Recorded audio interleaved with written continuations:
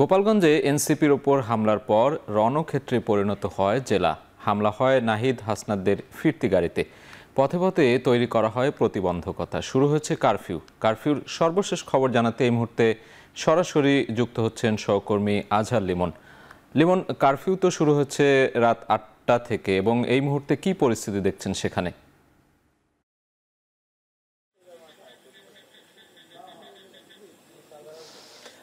সাজিদ, যেটি দেখছি যে কারফিউ তো 4 ঘন্টা চলছে।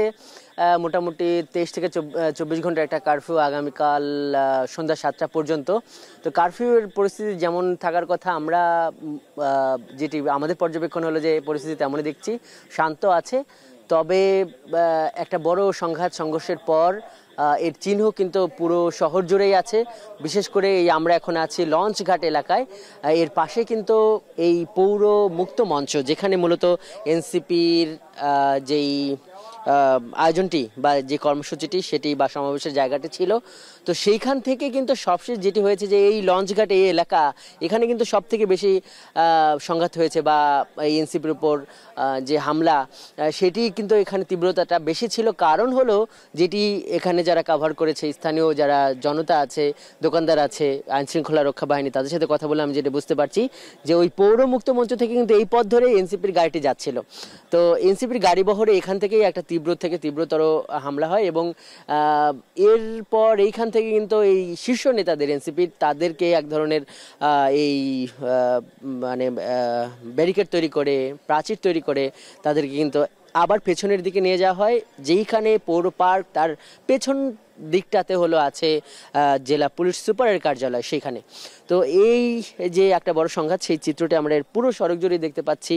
এদিকে দেখলাম। আর যেহেতু এখন কারফিউ চলছে, একটা নীরবতা তো আছেই, দোকানপাটও বন্ধ আছে, মানুষের আনাগোনা একদমই নেই।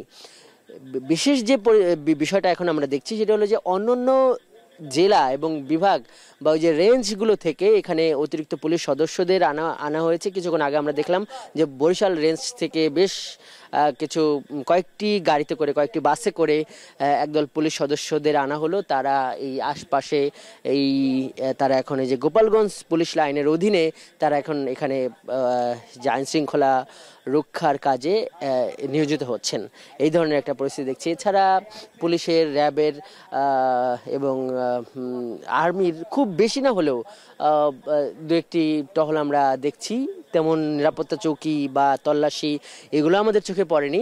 এটা হলো শহরের আরেকটা দিক যেটা যে মহাসড়ক, যেটি গোপালগঞ্জের বুক চিরে চলে গেছে, সেই মহাসড়কের পরিস্থিতি কিন্তু এখন ভালো। তবে আমরা যখন এই শহরে প্রবেশ করছিলাম তখন কিন্তু নানান জায়গায় প্রতিবন্ধকতা ছিল, এবং জানেন যে একদম দুপুর 2টা থেকে শুরু করে দফায় দফায় এই হামলাটি কিন্তু শেষমেশ, এই সংঘর্ষটি কিন্তু সন্ধ্যার পরেও চলেছে।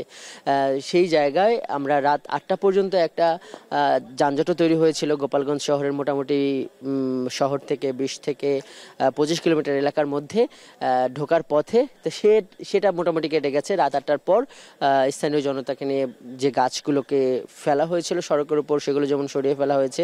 এর পরবর্তীতে সেনাবাহিনী এসেছে, ফায়ার সার্ভিস এসেছে, এবং এসে তারা এই পরিস্থিতিটাকে স্বাভাবিক করেছে। এই একটা চিত্র আমরা দেখছি। আর এখন যেটা মানুষের মধ্যে, স্থানীয় জনতার মধ্যে একটা ভয়, একটা উদ্বেগ এটা আছে। এর বড় যে কারণ সেটা হলো যে যেটি এনসিপির নেতারাও বক্তব্য বিবৃতিতে আলোচনা করছে, সেটা হলো যে মানে পুলিশের ভূমিকাটা নিয়ে কিন্তু এখানে অনেকে প্রশ্ন তুলছে। বিশেষ করে এই এনসিপি তাদের যে 1 জুলাই থেকে যে পদযাত্রা শুরু করেছে, এই রক্তিম জুলাইকে বা এই জুলাই আগস্ট গণঅভ্যুত্থানের মাস হিসেবে, সেইখানে কিন্তু একটা আলাপ আলোচনা ছিল যে এইখানে একটা নানান ধরনের অপপ্রচার ছিল। বিশেষ করে যাদের বিরুদ্ধে এই অভ্যুত্থানটি হয়েছে, সেই দলের ঘোষিত ছাত্রলীগের অনেক নেতাকর্মীরাও কিন্তু এইখানে একটা কিছু হতে পারে এইরকম কিন্তু নানান গুজব, অপপ্রচার সামাজিক মাধ্যমে ছিল। এনসিপি নেতৃবৃন্দের পক্ষ থেকেও কিন্তু এই ধরনের নানান ধরনের সংখ্যার কথা বলা হচ্ছিল। সেই জায়গায় আগের থেকে কেন পূর্ব প্রস্তুতি গ্রহণ করা হলো না, এই সমালোচনাটি আসছে। বিশেষ করে এখানে কিন্তু 3 থেকে 4 জন মানুষ মারা গেছে।